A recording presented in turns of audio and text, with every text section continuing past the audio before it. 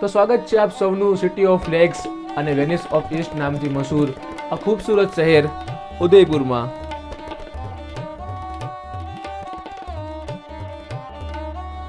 તો અત્યારે વાગ્યા છે રાતના 10 અને અમે ચેક ઇન કર્યું છે હોટલ કેસલ ઇનમાં. તો આ છે ત્યાંની એન્ટ્રન્સ અને એન્ટ્રન્સ પરથી આવતા જેન્ઝી લોકો. તો હવે તમને બતાવું હું રૂમ. આ છે કોમન હોલ, ત્યાં છે સોફા અને ટીવી, અને આ છે આપણો રૂમ.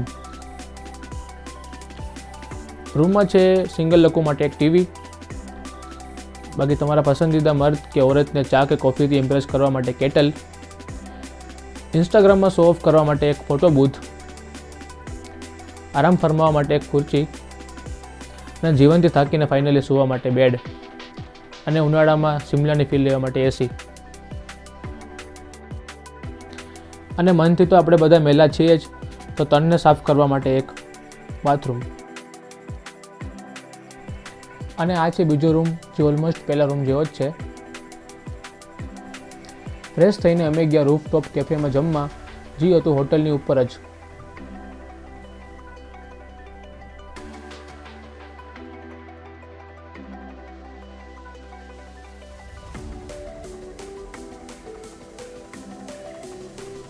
નેક્સ્ટ મોર્નિંગ અમે હોટલ ચેન્જ કરી અને ચેક ઇન કર્યું the snooze box. The snooze box બહુ શાંત અને સુંદર જગ્યા છે, ત્યાંની હોસ્પિટાલિટી પણ બહુ જ સરસ છે. આ છે સ્નૂઝ બોક્સના અમુક નજારા.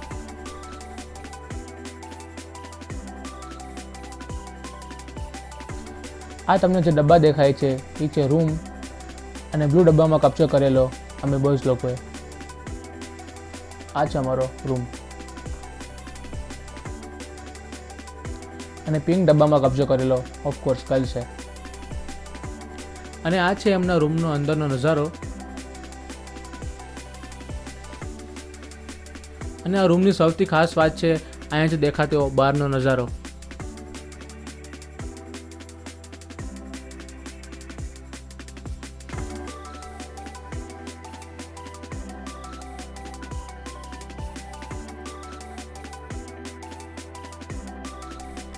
અને તૈયાર થઈને બધા લોકોએ ક્લિક કર્યા થોડાક ફોટોસ.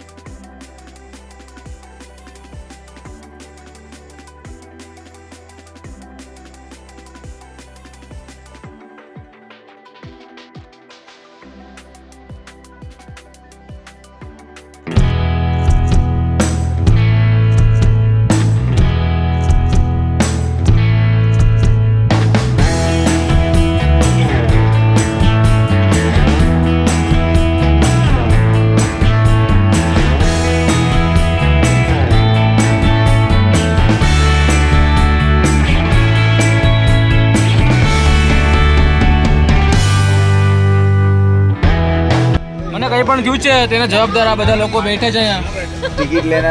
ટિકિટ લેનાર પાર્થ કામડિયા આ જવાબદાર છે આ વસ્તુનો. બટ મને કઈ ખબર નથી શેની ટિકિટ હતી, મારી જોડે ફ્રોડ થયો.